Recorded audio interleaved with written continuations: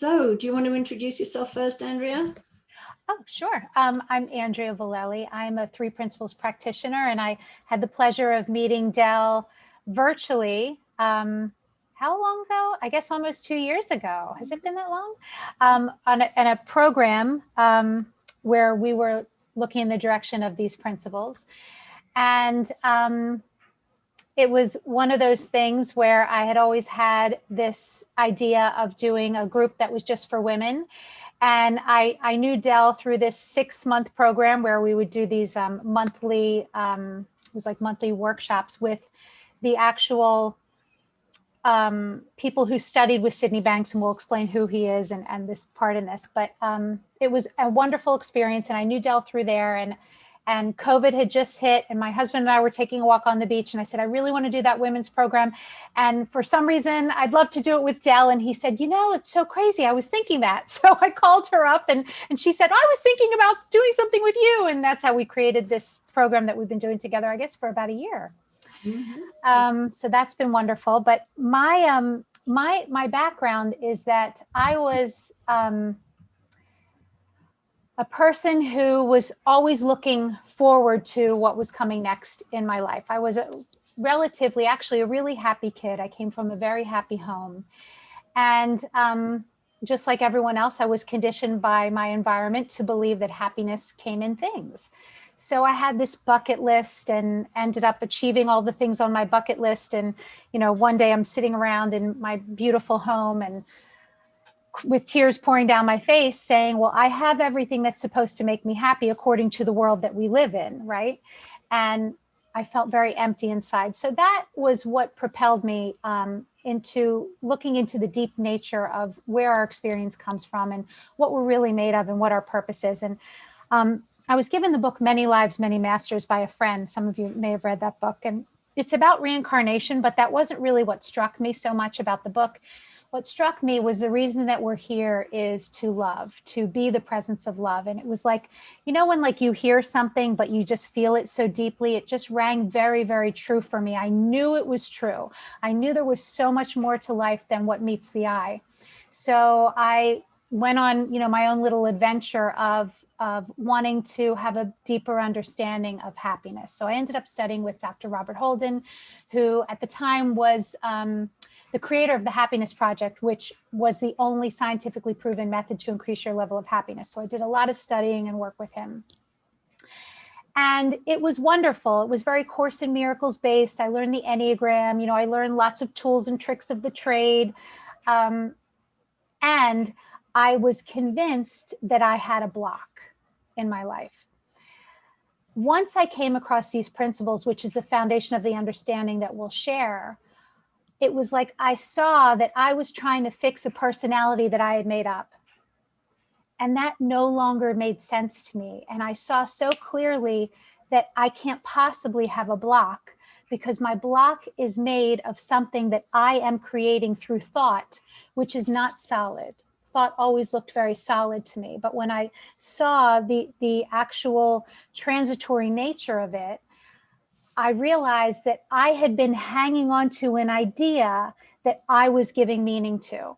I saw that I had completely made it up. And that was a 100% game changer in my life. Now, through that, just to give you a little bit of background, I went through for me, a very traumatic experience of having a lot, building my own business, being very successful, getting married, marrying someone who I thought I knew, but I really didn't know, and having a beautiful, healthy little girl, and finding out that everything that I thought was true in that relationship wasn't true. So there was betrayal on every level. There was physical betrayal, you know, mental betrayal, financial betrayal. So from having so much in my life, I ended up having the courage finally to leave with absolutely nothing. And the reason that I share that part is because I knew this was not a healthy space for me, but like so many of us, I had a story that I was stuck because how will I? You know, I had all these blocks in my mind of, well, I can't do this to my kid. How am I going to take care of myself? You know, because I knew that the betrayal was so deep that I knew that I would not be able to leave with anything that I had brought to the relationship. And that was what happened. It was true. So in literally one moment, the lid blew off of that story. And I saw that even all of the things, and if I listed all of them, you would say to me, well, you are stuck, right? But I saw in that one moment, I just sort of had like a clean break from it. And I saw that the only thing that was stopping me, the only thing that was holding me there was made of thought. Now, I didn't see what I see today. I hadn't been exposed to these principles that we're going to share, but I was able to see that I was hanging on to something that I was creating. Now, what has been a game changer for me is that now looking back, I can see where in my life I was able to break through sort of barriers that I had been self-creating. But now I see that I can rely on this system, like that I can rely on the ability to see something fresh and new, the ability to move through any perceived obstacle. I can rely on that. That's not something that just pops up once in a while. It's actually the way that we're made. It's actually built into the system. So for me, I no longer have problems as such. Now, situations may come up, but I can see that any sort of thing that I would label as a problem it is made of the same stuff that the thought of a peanut butter and jelly sandwich is made of. Now, I don't mean to make anything light of any situation that we're going through, but what I mean is that the nature of my experience is not coming from the outside. It's not coming from someone shaming me. It's not coming from someone judging me. It's not coming from how my child is behaving or how my parents are behaving or how my husband is behaving. It's coming from me. So that has taken the pressure off of people having to show up in my life in a certain way. That has taken the pressure off of my life having to look a certain way in order for me to be happy. It's allowed me to experience my true nature most of the time. So I'm not saying that, oh, I got this down, but I stopped fooling myself as much. You know, I still do all this. I still go up and down. I still have emotions. But the difference is those emotions no longer own me. I can allow myself to feel sad. I can allow myself to feel unhappy or depressed or even feel anxiety and know that it's temporary, know that the nature of it is temporary, and know that when my thinking is insecure, that I can't rely on it to be true. So that is a complete game changer for me. And I get really excited when I talk about it because it has like sort of just blown the lid off of any story that I had about a block or an I can't or a this is in my way. That no longer looks real to me anymore. And it's so funny because I was just talking to a friend about something for my business for work. And it had looked like it was starting on a certain day, and then something happened and it looks like it's going to move, you know, all kinds of things. And it was so funny because I said to her, you know, the truth is nothing has changed about this situation other than my thinking. That's all that's changed. The situation is the same. I didn't hear, oh, it's not going to happen. It's going to look different. But my thinking about it changed. And once I see that that's the only thing that I'm ever experiencing, I can't allow myself to take it so seriously because I see that I'm the one who's making meaning of it. So for me, that has completely changed my life. I no longer have to fix myself or fix anybody else. I no longer have to have the world be different in order for me to be okay. I can be in the world and be okay with any emotion that I'm having because I know that it's just part of the way that we're made up. So that to me isn't so scary. It's okay to be in the world with the ups and downs. It doesn't mean that there's something wrong. It just means that I'm human, and it's part of my agreement coming here, being in my little human suit, is that I'm going to feel all of this. So I'm not good at making a long story short. But through this understanding, that's how I got to meet the lovely, delicious, talented, precious, amazing Dell, who I am so absolutely madly in love with. Oh. We get to share what this has done for both of us with you. And that to me is just priceless. So thanks. Oh, that's lovely. Yeah. I feel the same. I love what we do together, Andrea, and it's so funny. Let me introduce myself. So my name is Adey-Jones, and I'm a 3 principles practitioner too. I specialize, I love doing everything, as we all do. We point everybody towards these principles, but I do have a specialty, which is working with people with codependency and recovery from narcissistic abuse, having had that be my experience growing up.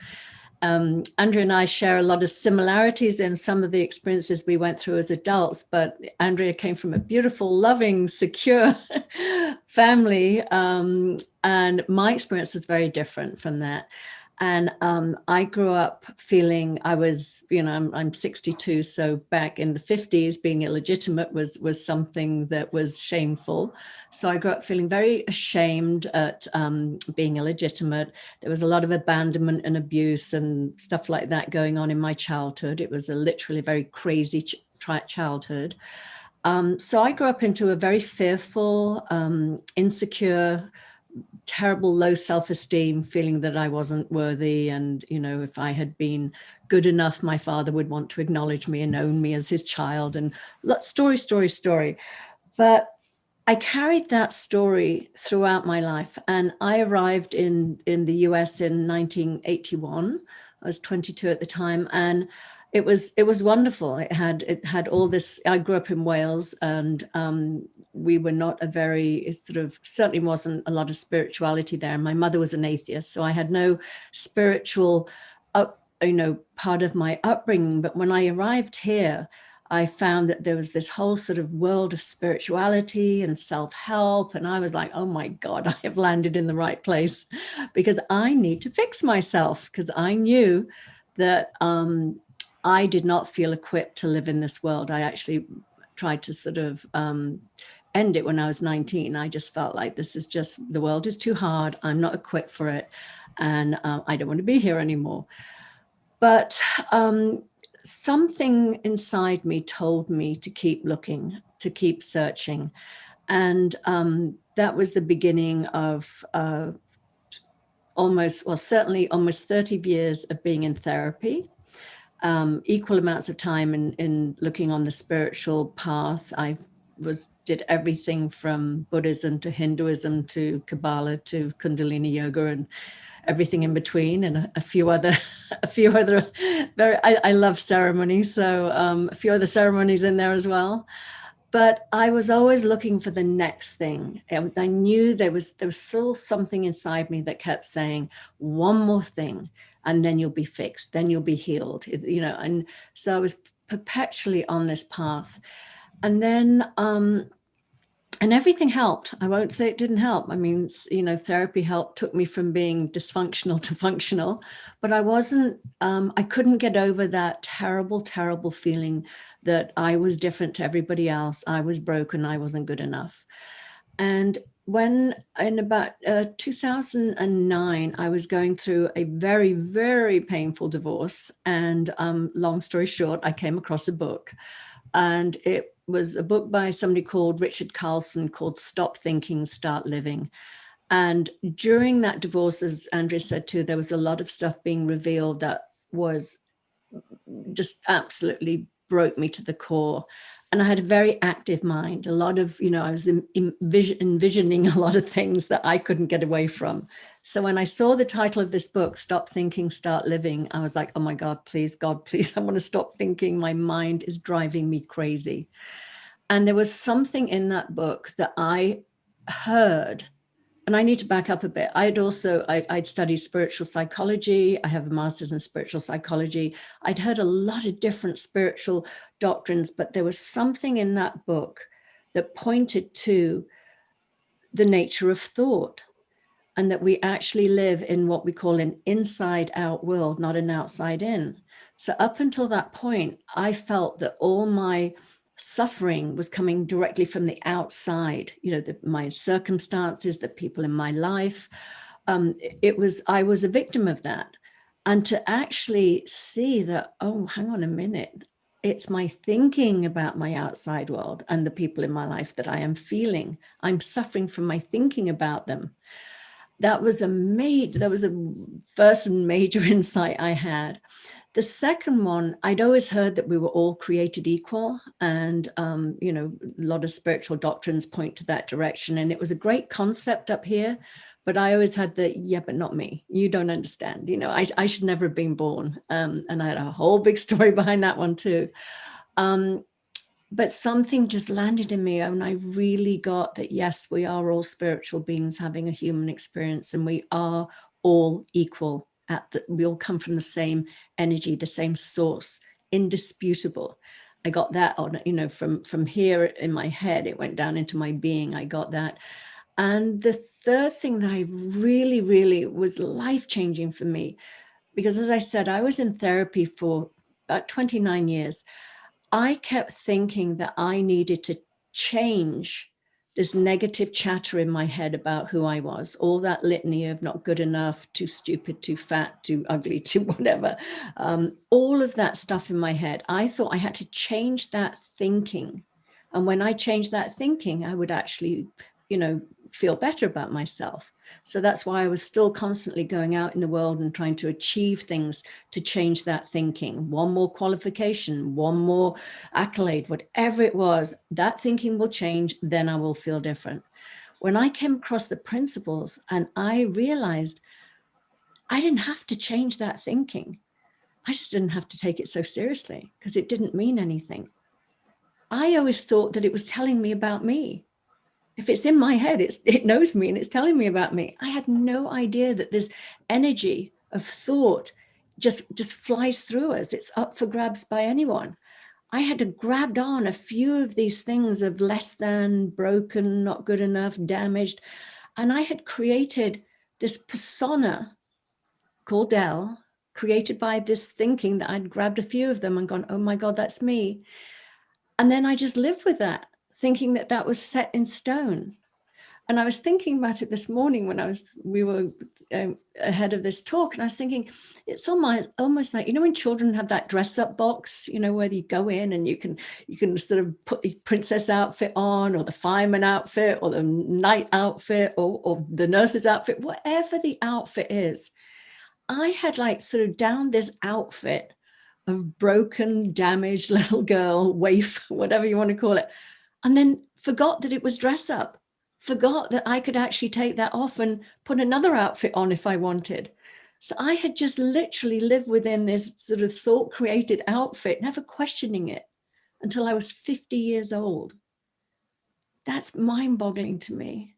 So when I came across this understanding and I saw that, oh my God, I am, again, I didn't have to change the thinking. I changed the relationship to the thinking. Every time those it used to be in the forefront right here, this belief about myself.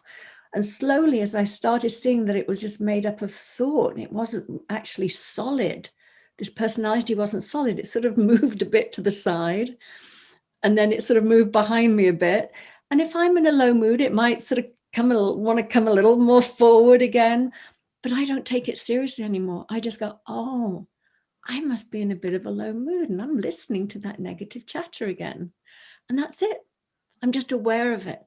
I don't change it. I don't, wrestle with it. I don't judge myself because it's sort of come around a little bit in my consciousness again. It's just, oh, that's what it happens. That's what happens to be human.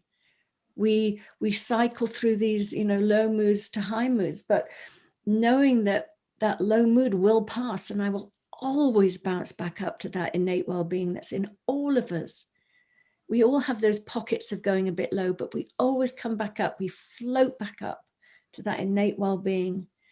So I would say that was truly life-changing for me. I mentioned to Andrea, I took the sort of Myers-Briggs and the Enneagram. The Enneagram, I was the tortured artist, number 4. Myers-Briggs, I was the introvert, I was whatever. And I retook the Myers-Briggs a few years ago. I had to take it for somebody. And they always say, oh, that doesn't change. That's who you are. And I took it again, and I was an extrovert. And I was like, oh my God. But it didn't surprise me, because I show up so differently in the world now. This last, certainly for the last 5 years, of 6 years now, I'd say, it took a little while. The first 4 years, I was still sort of training wheels on, going, could this be true? Is this really true? But absolutely. Now I have my own YouTube show, podcast. I blog. The old me wouldn't even make a comment on a Facebook post. That's how afraid of putting something down was for me, exposing myself. So it's life-changing. It is absolutely life-changing. So that's why both Andrea and I are so passionate about sharing this understanding and how it's impacted our lives. So thank you. Yeah, absolutely. And Del, I just want to piggyback on what you were saying. It's when we see that our approval doesn't come from out there, and that it doesn't come from this made up construct. It's like we can just be in the world.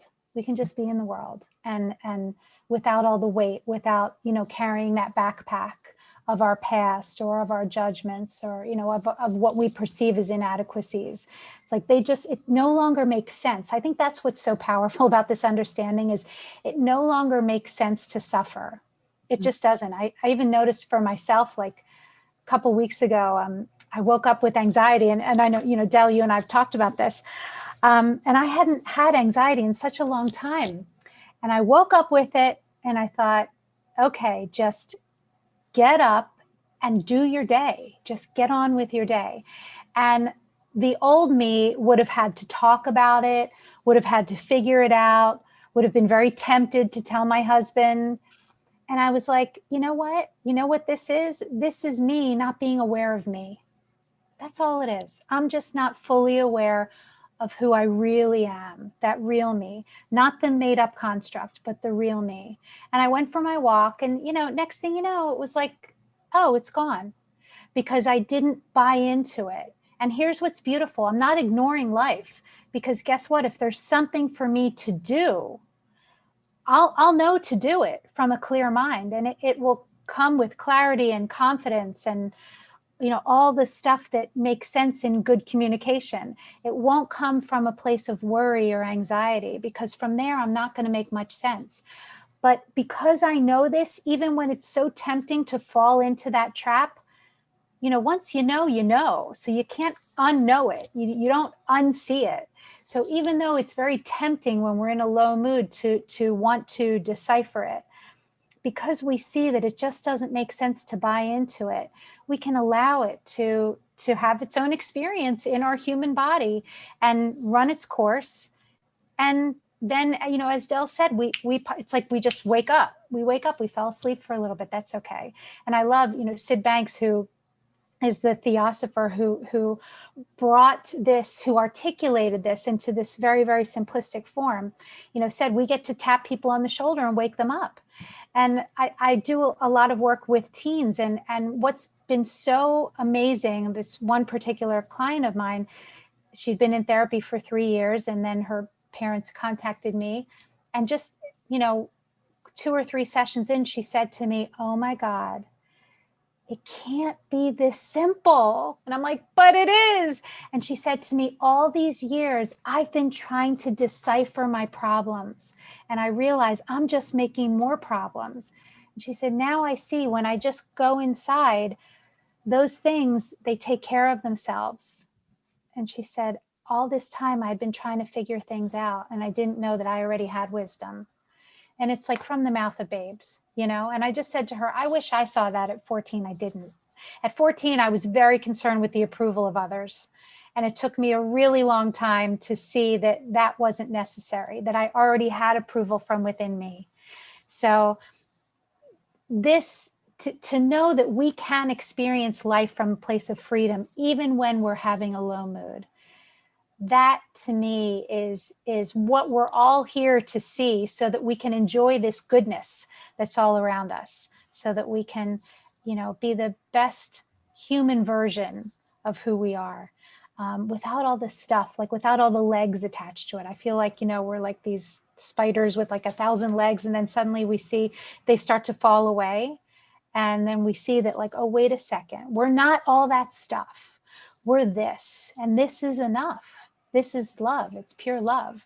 Not to sound too, airy fairy, but that's what's true. That's just what's true. You can call it a lot of different things, but it's our essence, and our essence is pure, and it doesn't judge, and it's comfortable in our own skin, and it's free. So that's what's on offer with this understanding, which has been pretty amazing. Yeah. As you were talking, I'm thinking I'm going to use my little snow globe, Yeah, my little Buddha. But that's I love what you're saying, because the same thing for me, when I didn't realize who I was at my essence, it was all that, besides just the needing the certifications and the accolades on the outside to sort of fill me up, it was also love. I had no idea that I was made of love. I had no idea that who I was at my essence. So I was always looking for love on the outside. And because of that, I compromised myself. I didn't have healthy boundaries. I was needy, and I would allow people I was a people pleaser. I just was desperate to sort of have people not abandon me. So I just compromised myself, because I kept thinking it's coming from the outside in. Unless I make you like me, you're going to leave me, and I'm not going to get that feeling of being full.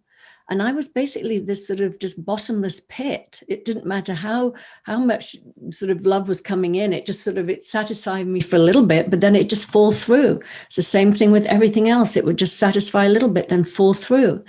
And once I realized who I am at my essence, that being, I just happen to have a little Buddha inside my snow globe. But once I realized that I'm this spiritual being made of love, made of peace, made of joy, I stopped trying to get it from the outside to fill me up.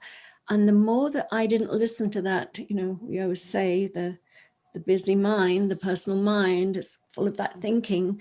And when we're listening to that, we lose sight of who we are at our essence. So the more I didn't listen to this insecure thinking, and I settled, I started to naturally feel, I started filling up from the inside, filling up with that beautiful feeling of love and contentment, and that natural confidence that had eluded me all these years. It hadn't gone anywhere. I was just looking in the wrong direction. But once I realized I didn't have to look out there, you settle down, you fall back into who you naturally are. And you just get this amazing feeling washing over you. And you're like, whoa, I don't have to do anything to get this. So that was huge for me, was seeing that. Yeah, that's it. We are naturally confident. We naturally are made of self-esteem. It's not something that we have to get from the outside.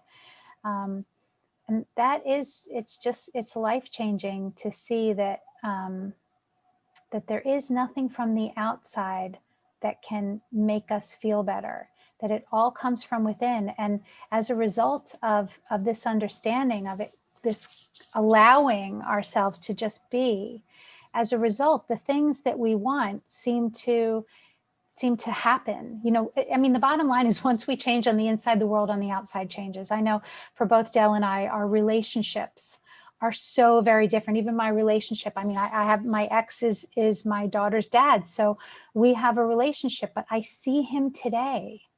I don't see him for what happened in the past. And the benefit of that, first of all, is that I no longer get that yucky, uncomfortable feeling when I get an email or a text or the phone rings. And we can be present with one another today, and what a gift it is for my daughter.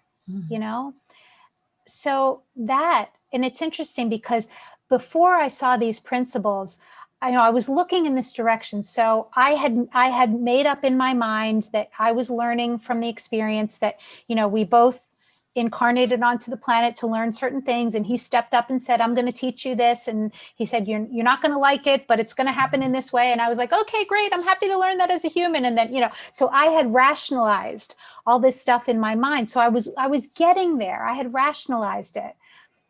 But what truly like broke that for me, where I no longer have to create a story as to why that was okay, why what went on was okay.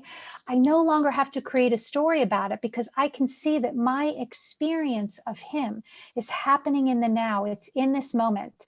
And any thinking that I have about him, I get to decide what I make meaning of. And when I know that his essence is the same essence as mine, I can be in a relationship with him without having to, hold up a boundary or anything, because my wisdom will just tell me, well, this is logically what you can share, and this is logically what you can't share, because I'm so comfortable listening to that. And I think that was big for me, was I was looking everywhere else for answers. I would call, as Del knows, I would call 5 friends and ask them their opinion and poll them, and then I'd call them back and say, are you sure? And now I don't have to call somebody else to find out what to do, because I can trust my own wisdom. So to me, that's priceless. It's priceless to know that the answers are coming through me, that I have them. Now, my wisdom might tell me to go talk to an expert, or my wisdom might tell me to call Del. But I don't have to rely on something outside of myself to know my direction, to follow my inner GPS, because it's reliable. That's what's so beautiful, is that this understanding is reliable. And just to tell you, I brought up Sid Banks for like half a second, and some of you may be like, who the heck is that? But so Sid Banks is just long story short, he was just a regular guy, and he had an enlightenment experience. And that sounds very woo-woo, but the bottom line was what he shared brought this understanding to its most simplistic form. So this is the wisdom of the ages. You go back into any spiritual text, and it's going to tell you that thought creates our reality. Go back into any spiritual text, we're feeling our thinking. But he showed the physics behind psychology. He showed that we experience thought in the moment, and we feel our thinking. Our thinking is brought to life through consciousness, right? Consciousness is our awareness, right? And mind, which is the third principle, is energy. It's the universe. It's whatever is fueling us. It's whatever is bringing us to life. So these 3 principles, mind, the energy behind the system, consciousness, our awareness, and thought, our thought in the moment, is how we experience life. And it's very useful to see this. It's like gravity. We understand gravity, so we use it to our advantage. Well, when we understand the physics behind how we work as human beings, we can use it to our advantage instead of as our enemy, which we very innocently do if we don't see this, because it looks like it's an outside-in world. It looks like we're a victim of what's going on out here. But once we see, oh, wait a second, that's not true. Consciousness is bringing my thinking to life, and I'm choosing what I make meaning of. And once I see that transitory nature of thought, that it comes and it goes, and that we settle, just like the snow globe, we turn a snow globe over and it will settle, because that's what gravity does, right? Naturally, it will settle. Well, we have that built into our system too. Once we understand it, we're just going to use it more to our advantage. It's like, going to the car dealership, buying a new car, and the guy says, hey, your car's got 1,000 bells and whistles. Let me show you how it works. And you're like, I know where the steering wheel is. I got this. And then you've got the car for 5 years, and you're using an old outdated atlas map, and you're, breaking yourself crazy trying to figure out where to go when your car has a GPS. Well, that's what this is. It's like, oh, wait a second. This is all built into us. I don't have to use an old outdated map, because it's within me. So that's really useful. It sort of just creates a lot of simplicity. Mm-hmm. Yeah, there's a couple of things when you were sharing that, Andrea, that I was thinking about, that, I'll have clients say to me sort of, I can't hear my wisdom, or I can't trust it. And how do I know what's wisdom? And how do I know what this thinking is? And often some of us that have grown up in traumatic environments, our instincts would tell us this isn't right, something's wrong here. But maybe our caregivers or our adults in our life would say, no, that's not the way it is. Now, wisdom was always there. It never abandoned us. But sometimes for survival, we choose not to listen to it. We'd rather, because it's two competing forces, that you're inside, your instincts saying one thing, but an adult might say another. And as a, coping mechanism, you're going to listen to the adult. So you start to not listen to your wisdom. That's all that's happened. Wisdom is always guiding us. It's never gone anywhere. Every second of the day, it's there for us. It's what did I hear? It's somebody, oh, I know what it was. It's something that shared on one of our last webinars. I think it was Debbie said that wisdom is God whispering to us, or spirit, or the intelligence behind life. That's what I like to use. But it's just guiding us. It's constantly there. So for me, it's tapping into the feeling, to the energy of wisdom feels different than personal thinking. This, to me, in my mind anyway, is a little bit sort of sped up. It's a little sort of makes lists. My personal mind likes to make lists of pros and cons and things like that. But the wisdom is and it doesn't always come as a whisper, doesn't always come as a big bang or a shout, but there's a different quality to it. You can trust it. There's a deep, deep knowing. And sometimes it doesn't always show up in the time we'd like it to. Sometimes we have a decision to make and we're like, come on, wisdom, tell us what to do here. But it is there. So we just have to trust it. Sometimes, we still get a little distracted by our personal thinking, but it will always be there. It's our inner GPS, as Andrea said. It's there. It's guiding us. And to just learn to trust that was huge for me. And now I spend so little time up here. I mean, I'll get caught up. I definitely get caught up, but I don't go into my personal thinking to solve problems, to be creative, or anything like that. I just wait for the guidance of wisdom. And it's incredible what pops up. Yeah. It's amazing what just I will be startled. I will get these moments where I'm like, oh my God, really? That's what I should do? That's where I should go. But I trust it. I know that it's the right thing.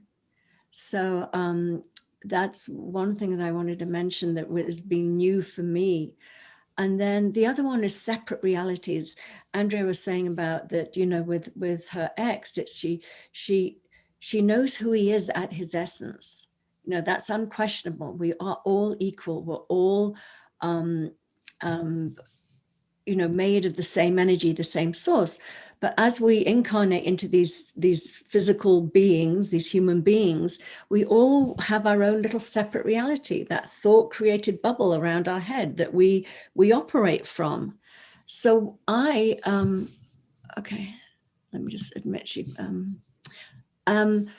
so even after my divorce, for 5 years, I went into therapy paying $250 a week to try and make sense of how my ex could have done some of the things that he did in our marriage. And once I saw that, oh my God, he was just operating with within his own little separate reality. His thinking told him that whatever it was to do was an appropriate thing to do for him. And that's all he was doing. And when I saw that, it freed me. It freed me of trying to get in there and go make sense of his thinking. It was like, oh, that's just his separate reality. I'll never know what he saw, what his thinking was that had him see the world in the way he did. But I trust that underneath, as Andrea said, underneath, he's a beautiful, wonderful spiritual being that just in this lifetime sees the world in a certain way that has him behave in a certain way. And that's it. And as Andrea also said, it's like my instincts are like, I don't need to, I have a healthy distance. I'm separate now. Before I was like trying to make sense of things, but now I can step aside and go from over here. I can see the loving. I can see the psychological innocence. I can see that that's not a healthy relationship for me to be in. But it doesn't mean I have to demonize. It doesn't mean I have to attack. It doesn't mean I have to be angry or upset because, that's my life. That's my choice. I'd rather not be in anger and upset. I'd rather be free. Free is standing over here, as I say, seeing the psychological innocence in a lot of people that do things that might not be the way that would be my worldview or in my bubble of thinking. But that's all I need to know.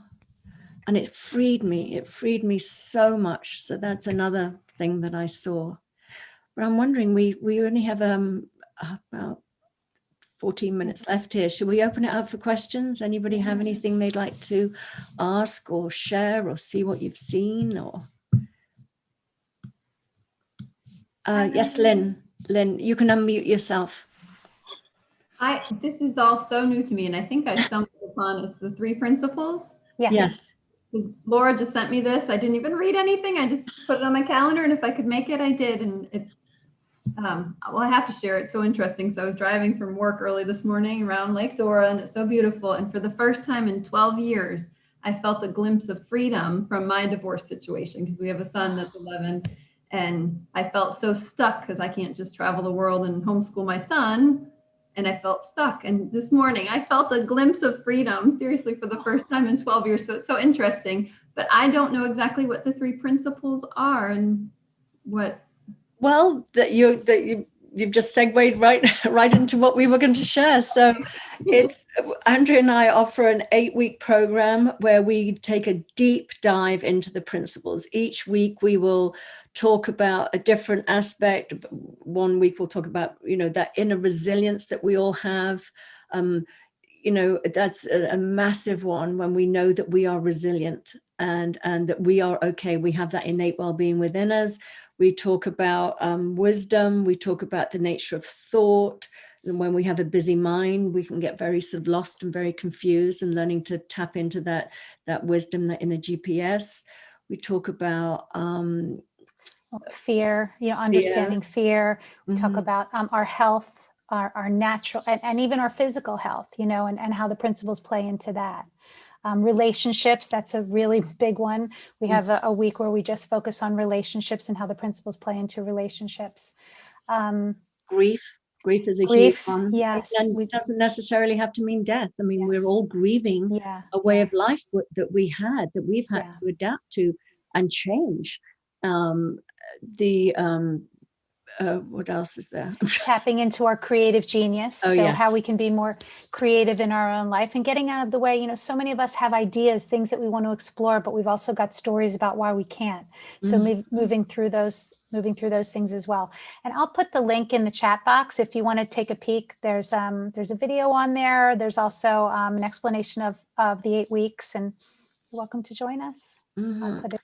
Yeah, and also, I mean, I have my show's called Insightful Conversations. There's about 130 shows on there with some of the leading 3 principles teachers and practitioners that I've been interviewing, and there's so much you can look into. And you know what?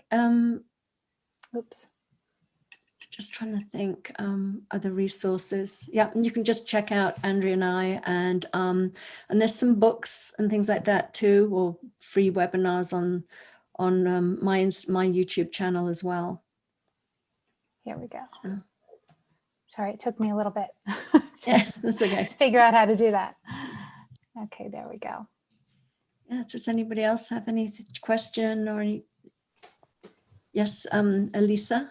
Yeah, I like everything that you both said, and I took a lot of notes. And I like Andrea, which I like both of you. But when you said about people have their own personal reality, and I find that's the beauty of that, is there's no judging, which also comes in from the book Dear Liza. Yeah. There's nothing to judge anybody because they're not a part of me. They have their own reality. I like that very much. I liked a lot. Yeah. We don't have to carry around our backpack of garbage. Right. And the beauty that I find in the 3 Ps is that we have free will. And if something's just going stupid, I could just say, I don't have to do this. And that's my own choice. Yeah. I don't have to be stupid, or I don't have to think that way. And I find it's the beauty of it's just a nice switch. I could switch it, I don't have to think too much about it. I could just switch. I like it very much. Thank you. Yeah. Thank you. Thank you. Yeah. Yeah, I love what you shared, and also about the non-judgment. It's also, we don't have to, as well as letting go of the judgments. That's what I was saying. I was totally able to let go of any judgment I'd had towards my ex, and the same with Andrea. Mm-hmm. And I'm sure there's not a person on the planet that, when they go through a divorce or a separation or something, don't have some judgments. But the freedom that this understanding gives us to know that we can keep having those judgmental thoughts or those angry thoughts, and we're just re-traumatizing ourselves. We're burning ourselves every time we go there. And as you said, I love that, we have the free will. We can't control the thought that pops in our head. That one we can't. It flies through us. But we do have the free will as to whether we want to grab onto that thought and really go down the rabbit hole with it. There is free will there. And that's what I love about this understanding, is I can tell when I'm getting down and down, and I go, okay, I have a choice at this point. Do I keep feeding it, or do I just let it go? I don't have to change it. I don't have to rush it off. It will naturally move on its own accord if I just leave it alone. Yeah. And it no longer makes sense. That's what was so big for me. It's like, because I catch myself, I'll start going down the rabbit hole, and then, oh, that makes no sense. It just doesn't make sense anymore. So that's really the freedom in it. It's beautiful. And I think also when I'm looking at the outside world, I become just a victim. I had a bad divorce. My ex divorced me, and a lot of vengeance, a lot of just terrible, I'm a victim, and I'm crying when I used to go to these 12-step meetings. But I don't have to feel that way, because if I'm looking at my world, my inside out and not my outside in, then I'm the force to be reckoned with. And whatever happens, whatever, it has nothing to do with me. Yeah. My made up blah, blah, it's my made up stupidity. Yeah. That's it. Well, you sound like you're in a great place. So I love that. I'm just crying in life. I'm just crying. Oh, thanks. That's wonderful. Thank you for sharing. And I know, I'm sorry, I'm forgetting your name, the KMS. Ursula. Ursula, that's right. Yeah, you had something to share. Thank you. Well, I'm sorry if it's a little loud here. First, I really just want to acknowledge both of you. This is a beautiful talk. Just everything that came out of your mouth and your spirit resonated with me like profoundly. Yeah, I think, I feel like that's, one of the things that you talked about, Del, was, like all of a sudden you wake up, right? And yeah, there's all of this awareness, and sometimes you do have, Andrea too, like you woke up with anxiety the other day, but now we have this awareness, right? And then the awareness becomes, there's a trigger, there's the awareness of it. And then there are the steps that, for me, it's like having these little tools. Oh, okay, I have this tool. Let me use this today, or let me use that today. And that's, I guess just for sharing purposes, that's where I find myself at this moment, is having that awareness. And now I'm practicing it, because these things do still happen. They are still, we are living in this world. And I'm just so, thankful, Andrea, for inviting me to this talk, because I think what you ladies are doing is just wonderful. So I'd love to hear more about it, and just, yeah, it's really about the 3 principles. Yeah, thank you so much. This is great. It's going to help, as I'm sure you're already doing, so many people, so many women. And another thing too, you talked about, that you've been doing this 5 years. I feel like I'm 46, and I'm like, if I knew 46 was going to be like this, it's like I would have jumped over. But of course, I had to go through all the stuff that I needed to go through. Mm-hmm. But it's like, it feels so, there's so much freedom in it, just to be me. Like, this is me. And I love myself, yeah. And there's nothing wrong with that. It's just this compassion and the self-love. And with that comes a lot of freedom. So thank you guys for really expressing that. Oh, I love Thank that. you. Thank you. And yeah, and that love and compassion we have for ourselves, of course we're going to have that for everybody around us when we feel that. You know, that it's infectious. It's so, when we judge ourselves harshly, of course we're going to judge others. So the more that we can, you know, rest in that beautiful place of acceptance and joy and peace, I mean, we just emanate that out into the world. So I love that you shared that. Yeah, thank you so much. Yeah. Thank you. So Is there anybody else? Hi, Lynn. Lynn. Yeah. Sorry. Do you have any tools for kids? I know you said a 14-year-old you've been working with. Yeah, I work with a lot of kids. I actually, you know what? I'll put my email in here and just pop me an email and I can send you a couple things. Okay. Thank you. Okay. That's wonderful. Does anybody else have anything they would like to share? I'll just share a little thing. Yeah. So when I got married the second time, my ex had a lot of trauma, and trauma in air quotes. And the beautiful thing about the 3P is that you don't have to have trauma. You know, it's just that choice, and it's the free will, and the illusional, disillusional thinking. And I think that's so beautiful. Yeah. Yeah. Yeah. I always say, because I do work with psychology as well as the 3 principles. But the reason I like to go back and look at somebody's history, their story, that, you know, as human beings, we do have psychology. It's not because we're going to keep going back there and pulling it apart and dissecting it. It's just to identify where some of that habitual thinking took root, so we can find it, make sense of it, and let it go. That's it. It's letting go.